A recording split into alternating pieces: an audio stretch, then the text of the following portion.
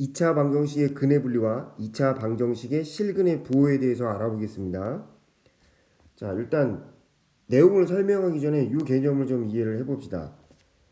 양수와 음수를 나눌 때 우리는 0을 기준으로 0보다 큰 쪽을 양수라고 하고 0보다 작은 쪽을 음수라고 합니다. 그죠? 양수, 음수를 나눌 때 기준이 되는 수는 0이 되겠죠? 이해됐나요? 이렇듯 양수, 음수를 나누려면 어떤 기준을 지금 얘기를 해줘야 되는데 마찬가지로 2차 방정식에서 근이 분리가 된다는 얘기는 어떤 기준에 의해서 근이 이렇게 분리가 된다는 얘기거든요.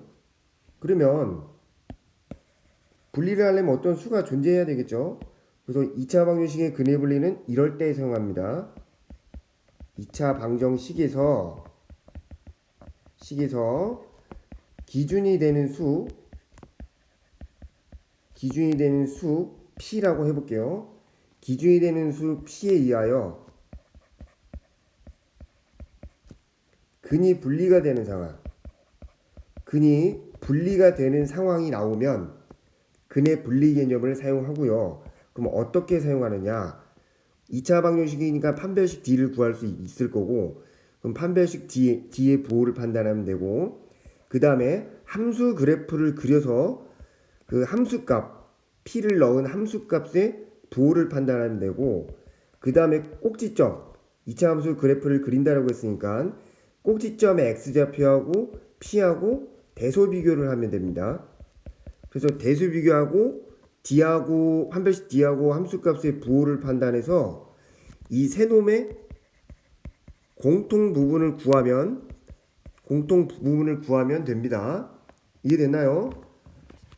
그래서 나올 수 있는 케이스가 총 4가지 케이스가 나오는데 뭐 그 4가지 케이스에 대해서 저 판별식 D와 함수값과 꼭지점의 X좌표하고 P하고 대수 비교를 한다는 얘기입니다. 됐죠? 그래서 위에 있는 요 이론을 알기 쉽게 좀 보기 편하게 그림으로 좀 표현한 건데 요 그림을 선생님이 다시 한번 그려서 설명을 좀 해볼게요. 됐죠? 자, 첫 번째 두근이 모두 P보다 클 때, 그래서 2차 함수 그래프를 그려놓고 그 X축하고 만나는 교점을 알파, 베타라고 한다면 이 두 근 알파, 베타가 모두 P보다 크려면 P의 위치는 바로 왼쪽에 있어야 되겠죠. 이렇게. 이해됐죠? 그래서 여기서 이제 조사를 할 건 판별식 D니까 판별식 D는 두 근이 모두 P보다 크다라고 했는데 이 두 근이 서로 다른이라는 내용은 아니니 그냥 두 근이라고 했으니 판별식 D의 값은 0보다 크거나 같다가 되고 그 다음에 함수값의 부호는 P일 때 함수값이 저 위에 있겠죠. 저 위에 있겠죠. 그러니까 P일 때 함수값은 0보다 크다가 되고 그 다음에 꼭지점의 X좌표는 여기 있죠. 꼭지점의 X좌표가 P보다는 확실히 오른쪽에 있으니 꼭지점의 X좌표는 P보다 오른쪽에 있다라고 쓰면 되겠죠. 그래서 이 세 놈의 공통 부분을 구하면 됩니다. 공통 부분. 이해됐죠? 그다음 두 번째. 두 근이 모두 P보다 작을 때는 이 알파 베타가 P보다 왼쪽에 있다는 얘기는 상대적으로 P는 오른쪽에 이렇게 있다는 얘기죠. 이해됐죠? 그래서 여기서도 마찬가지로 두 근이 서로 다른이라는 얘기를 안 했기 때문에 판별식 D의 부호는 0보다 크거나 같다가 되고 그리고 함수값의 부호는 위와 마찬가지로 저기 위에 있겠죠. 위에 있으니까 0보다 크다라고 쓰면 되겠고 그 다음에 꼭지점 X좌표 축하고 관련이 있으니 축이 P보다는 왼쪽 즉 작다가 되겠죠. 그래서 이 세 놈의 공통 부분을 구하면 됩니다. 그 다음에 두 근 사이에 P가 있을 때는 뭐 알파 베타 여기 알파 베타가 빠졌네요. 여기 알파 베타 이 알파 베타 사이에 P가 있다라는 얘기니까 뭐 P가 여기 있다라고 한번 가정을 해봅시다. 사이에 P가 있다라는 얘기는 뭐 P가 꼭 여기 있다라는 내용은 아닙니다. 그냥 사이에만 있으면 됩니다. 됐죠? 그래서 세 가지를 한번 판단을 해볼게요. 판별식 D, 판별식 D가 0보다는 크다가 됩니다. 그 이유가 이 P 값이 사이에 있으려면은 서로 다른 두 실근을 가져야 되거든요. 서로 다른 두 실근이 아니고 예를 들어 만약 이렇게 중근을 가졌다라고 한다면은 저 P는 두 근 사이에 있다라고 얘기해 줄 수가 없겠죠. 이해됐나요? 위에 있는 두 개의 내용은 이렇게 그려줘도 어쨌든 두 근, 저 중근이죠, 저기서. 중근이 P보다는 작은 쪽에 있겠죠. 마찬가지로 위에도 같은 내용입니다. 저 중근이 P보다는 오른쪽에 있죠. 됐죠? 두 근 사이에 P가 있다는 얘기는 중근을 가질 수가 없습니다. 됐죠? 그래서 판별식 D가 0보다 큰 거고, 그리고 함수값은 아래쪽에 있네요. 여기네요. 여기. 그쵸? 그래서 아래쪽에 있으니까 얘는 0보다 작다가 되겠고, 그 다음에 꼭지점의 x좌표하고 p하고 대수 비교를 하려고 하는데, 아까도 얘기했지만 사이에 있다는 얘기는 꼭 꼭지점의 x좌표보다 오른쪽에 있다, 왼쪽에 있다. 뭐 얘기해 줄 수가 없죠. 지금 상황에선. 그래서 쓰지 않습니다. 됐죠? 그럼 이 두 가지를 써야 되는데 이 판별식 D도 쓰지 않을 겁니다. 그 이유는 함수값이 0보다 작다란 얘기는 0보다 작으려면은 즉 P가 두 근이 서로 다른 두 실근을 가져야지만 함수값이 0보다 작을 수 있고 나머지 두 개의 그림은 0보다 함수값이 0보다 작을 수가 없는 그림이죠. 그쵸? 그러니까 어쩔 수 없이 저 두 근은 서로 다른 두 실근을 가져야 됩니다. 이해됐죠? 근데 판별식 D가 0보다 크다란 얘기는 서로 다른 두 실근을 갖는다는 얘기니 굳이 이 두 가지를 중첩되게 해서 사용할 필요는 없게 되겠죠. 됐죠? 그래서 세 번째 두 근 사이에 P가 있을 때는 요 하나만 쓴다라는 거. 근데 무조건 하나만 쓰는 건 아닙니다. 세 가지를 조사를 해봤더니 굳이 얘는 쓸 필요가 없었던 거고 밑에 있는 것은 지금 상황에선 판단이 불가능하니 사용하지 않겠다는 의미입니다. 이해됐죠? 그 다음에 네 번째 두 근 사이에 PQ가 있다. 두 근 사이에 두 군이 모두 PQ 사이에 있다. 두 군이 모두 PQ 사이에 있다는 얘기는 P하고 Q가 이렇게 있다는 얘기죠. 예를 들어 P가 더 작은 쪽에 있다면 Q보다 이해됐죠? 그리고 여기도 알파 베타 이렇게 그럼 얘도 세 가지를 판단하면 되겠죠. 첫 번째 판별식 D는 서로 다른 두 실근을 가질 수도 있고 이렇게 중근을 가질 수도 있습니다. 그래서 얘는 0보다 크거나 같고 그 다음에 함수값 P일 때 함수값은 양수가 되겠고 그 다음에 Q일 때 함수값은 마찬가지로 양수가 되겠죠. 됐죠? 그리고 사이에는 2고가 들어가고 얘도 만족하고 그 다음에 꼭지점의 x좌표는 마찬가지로 여기 안에 있네요. 안에 그러니까 PQ 사이에 있는 거죠. 그래서 P와 Q 사이에 있다라고 정리해 줄 수 있습니다. 그래서 마찬가지로 이것도 공통 부분을 구하면 됩니다. 이해됐나요? 그래서 2차 방정식의 근에 불리는 기준이 되는 수 P가 존재해서 근이 분리가 되는 상황이 나오면 사용을 하고 세 가지를 꼭 판단합니다. 세 가지 판별식 D 함수값 그 다음에 꼭지점에 x좌표하고 p하고 대소 비교를 하면 되겠죠. 그래서 이 세 놈의 공통 부분을 구하면 됩니다. 이해됐나요? 자, 그러면 그 다음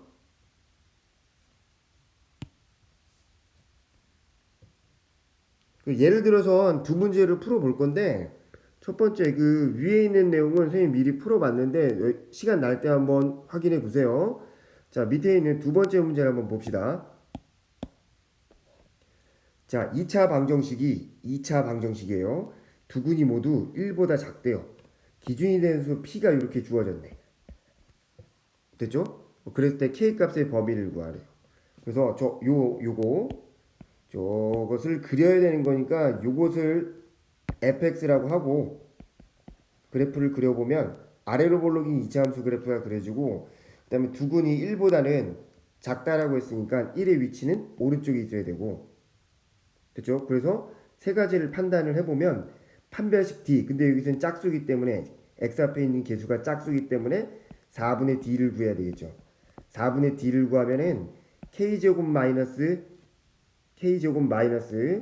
2 플러스 k가 되니 결론적으로는 이렇게 표현이 될 거고 이게 0보다 크거나 같다가 되죠. 됐죠? 왜냐면 중근을 가질 수도 있는 거니까요. 두근이. 됐죠? 그 다음에 두 번째 함수값 f1일 때 함수값은 여기가 3이고 3-3k가 나오거든요. 그래서 이게 0보다 지금 크다라는 얘기니까 따라서 k값은 1보다 작다가 되고 위에 있는 것도 풀어보면은 2차 부등식을 풀어보면 k값이 마이너스 2보다 작거나 같고 또는 k값이 1보다 크거나 같다라는 게 나옵니다. 그 다음에 꼭지점의 x좌표 즉 축의 방정식 여기는 k죠. 됐죠? 그래서 세 번째 k가 1보다는 왼쪽에 있으니까 얘가 나오겠죠. 그래서 요 세 개의 부등식 이 세 부등식의 공통 범위를 구하면 됩니다. 그래서 공통 범위를 구하면 이 둘은 뭐 k가 뭐 1보다 작다가 되니까 뭐 요놈과 요놈을 구하면 되죠. 이 두 놈만.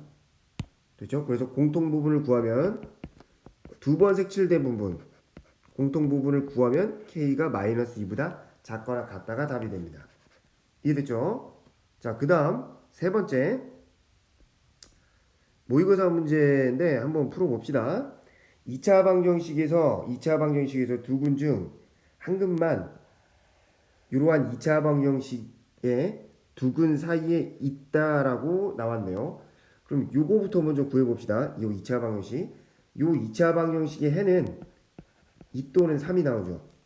됐죠? 그러면 두 근 중 한 근만이 2와 3 사이에 있다라는 얘기네요. 됐죠?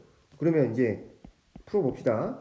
요것을 fx라고 하고 그래프를 그려보면 아래로 볼록인 그래프가 그려질 거고 그 다음에 x축하고 만나는 교점이 두 개가 나올 거고 그 두 근 중 한 근만 2와 3 사이에 있다라고 하니 뭐 요런 그림이 나올 수도 있고 또는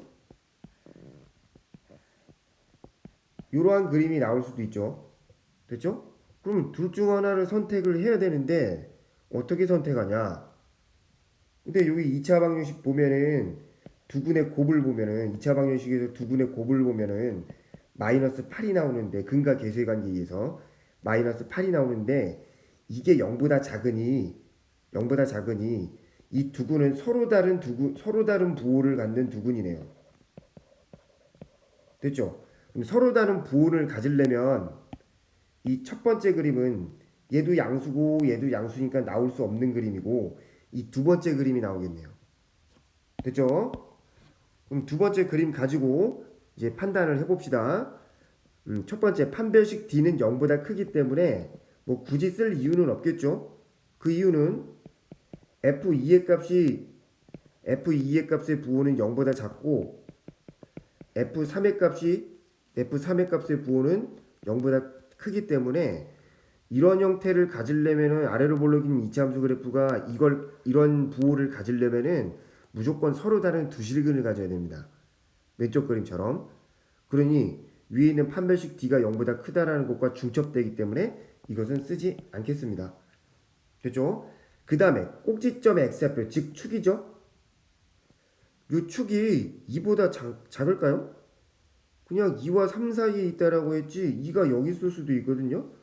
그러니까 이거는 정확하게 알 수가 없기 때문에 사용하지 않습니다. 즉 풀이는 이 한 줄로 끝나면 되겠죠. 그래서 f2 값을 구해보면은 2a-4가 나오고 이게 0보다 작다라는 얘기고 따라서 a 값은 2보다 작고 f3의 값은 3a 더하기 1이고 이게 0보다 크다라는 얘기니 a 값은 마이너스 3분의 1보다 크다가 나옵니다. 그래서 이 둘의 공통 범위를 구하면 마이너스 3분의 1보다 크고 2보다 작다가 나오게 됩니다. 이해됐나요? 자, 다음으로 자, 2차 방정식의 실근의 부호에 대해서 알아볼 건데 2차 방정식의 실근의 부호는 말 그대로 이 실근의 부호에 대한 정보가 나오면 부호에 대한 정보가 나오면은 2차 방정식의 실근의 부호를 사용할 수가 있습니다. 이해됐나요? 그러면 케이스가 세 가지로 분류가 되겠죠. 두 실근이 모두 양수일 수도 있고 음수일 수도 있고 서로 다른 부호가 될 수도 있겠죠. 그러면 두 실근이 모두 양수일 때는 판별식 D가 2차 방정식에서 판별식 D가 항상 0보다 크거나 같다가 되겠고, 그 다음에 두 근의 합은 양수니까 뭐 양수가 되겠죠. 곱도 양수가 되겠고, 됐죠? 그래서 이 세 놈의 공통 부분을 구하면 됩니다. 그 다음에 두 근이 모두 음수일 때도 어쨌든 판별식 D는 0보다 크거나 같다가 되겠죠. 왜냐? 서로 다른 두 실근이지 그냥 중근일지 모르니까. 그리고 두 근의 합은 음수기 때문에 두 근이 모두 음수기 때문에 합은 0보다 작고 곱은 0보다 크게 됩니다. 그리고 서로 다른 부호일 때는 판별식 D가 0보다 크겠죠. 등호가 들어가면 안 되죠. 중근이 아니니까. 그 다음에 두 근의 합은 부호가 다른데 양수인지 음수인지 판단할 수가 없겠죠. 지금 상황에서. 그래서 쓰지 않습니다. 그 다음에 두 근의 곱은 확실하게 음수라는 걸 알기 때문에 0보다 작다 이 내용을 사용하면 되죠. 근데 여기서도 마찬가지로 2차 방정식에서 두 근이 서로 다른 부호를 갖는다는 얘기는 하나는 양수 하나는 음수 이렇게 갖는다는 얘기인데 이것 자체가 서로 다른 두 실근을 갖는다는 얘기고 굳이 이 중첩되게 두 개를 사용할 필요는 없겠죠. 그래서 위에 있는 판별식 D를 사용하지 않겠습니다. 따라서 이 세 번째 케이스는 두 근의 곱이 0보다 작다 이 내용을 사용하면 됩니다. 이해됐죠? 이 두 놈을 지은 이유에 대해서 정확하게 알아야 돼요.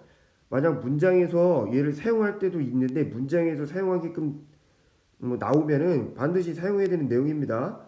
이해됐죠? 그래서 뭐 정리를 하자면 실근의 부호는 세 가지만 판단하면 됩니다. 판별식 D의 부호, 두 근의 합의 부호, 두 근의 곱의 부호를 구한 후에 요놈의 공통 부분을 구하면 됩니다. 이해됐죠? 자, 그럼 예를 한번 봅시다. 1번은 선생님이 풀어놓은 거니까 한번 너희가 한번 확인해 보고 뭐 풀어보세요. 그 다음에 두 번째 거 x에 대한 2차 방정식이 두 근의 부호가 서로 다르고 음수인근의 절대값이 양수인근보다 크다 라고 했을 때 k값의 범위를 구하래요. 예를 들면 뭐 이런 거 아닐까요? 마이너스 3, 뭐 2 음수인 절대값이 더 크네. 맞죠? 이런 형태가 되겠죠. 그러면은 이 근에 대한 부호가 나왔으니까 근에 대한 부호에 대한 정보가 나왔으니까 이건 2차 방정식의 실근의 부호 개념을 사용하는 게 낫겠죠. 맞죠? 실근의 부호 개념을 사용해야 되겠죠. 그래서 첫 번째 판별식 D를 구할 건데 두 근의 부호가 다른데 굳이 쓸 이유는 없죠. 두 근의 합은 근과 계수의 관계를 이용해서 이렇게 표현이 되고 근데 하나는 음수고 하나는 양수인데 뭐 이런 형태의 양수 음수인 거니까 두 근의 합은 확실하게 음수가 나오겠죠. 음수가 나옵니다. 안 구한다는 얘기가 아니에요. 나오면 구해야 돼요. 그 다음에 두 근의 곱은 마이너스 3k 플러스 5가 되는데 뭐 이것은 음수가 되는 건 확실하겠죠. 됐죠? 그래서 이 값들을 계산을 해보면 k값은 1보단 크고 3보단 작다가 나오고 요거는 뭐 부등식 풀면 k값은 3분의 5보다 크다가 나오니 이 둘의 공통인 범위는 3분의 5보단 크고 k값이 3보다 작다가 됩니다. 이해됐나요?